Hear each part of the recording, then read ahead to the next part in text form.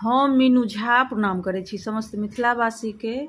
माताजी के संग एकटा राम जी के छंद पढ़क सोहर लऽ कऽ उपस्थित छी। धन्यवाद। जय मिथिला, जय मैथिली। भये अवतार महाप्रभु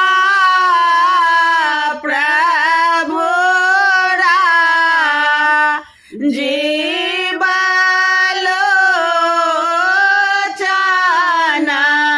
रे ललन रे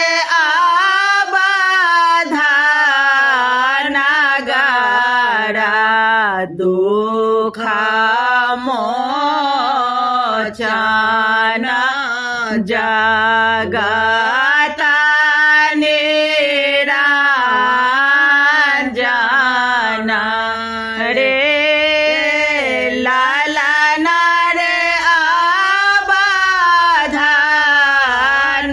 गरा दुख मोचन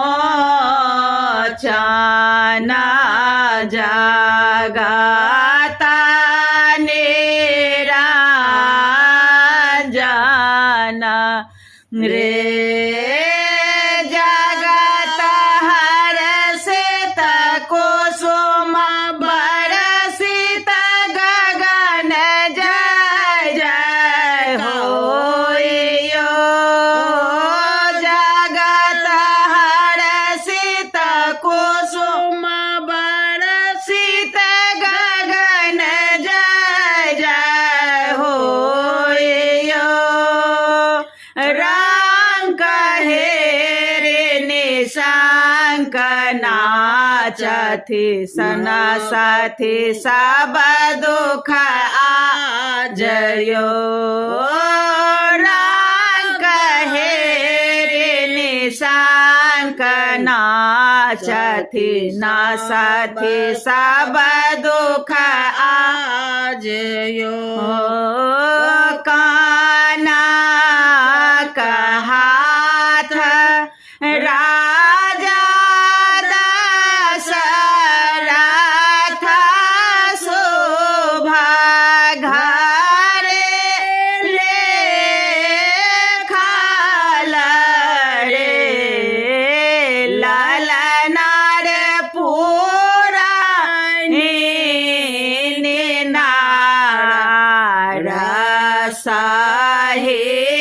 सहिता के जाय मुख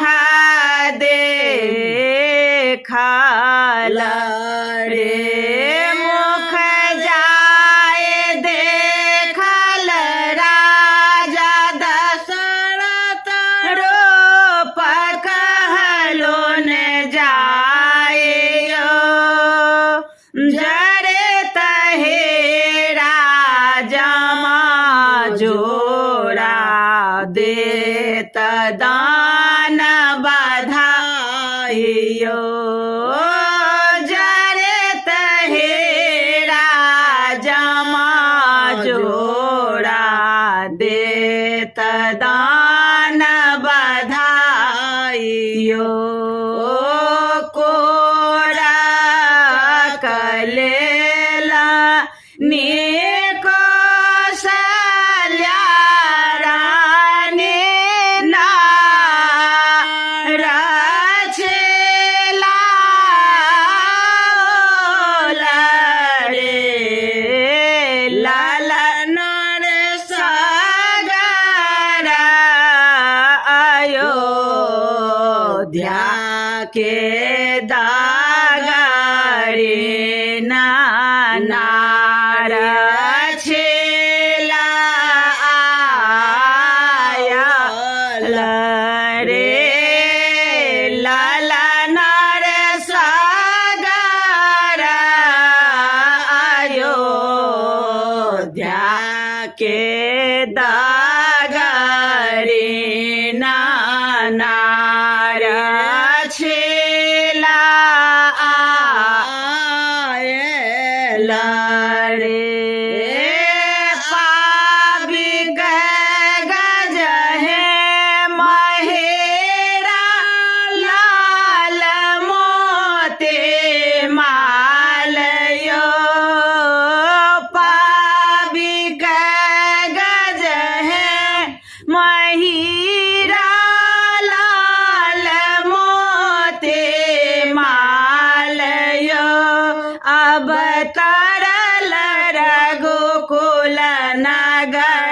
शुभ दिन सुदिन दयाल भेलयो अब तरल रघुकुल नगर शुभ दिन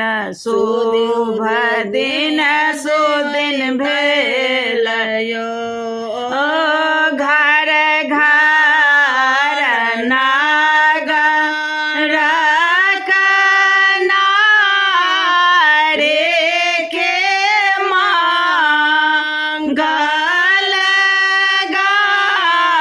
गाओल रे लालना रे फूल का भराला सब गाता दासो देश भावे रे लालना रे फूल का भराला सब गाता दासो देश भावे रे दहो दिस बधाए मांग दान दान भेल कुबेर यो अवध नगर में बाज डंका कुटथे अंबर ढेर यो अवध नगर में बाज डंका लूटथे अंबर ढेर यो तुलसी दास सोहर गाओ लगाबी के सुनाओल रे ललना रे तीन को बासा बैकुंठ के पुत्र फल पा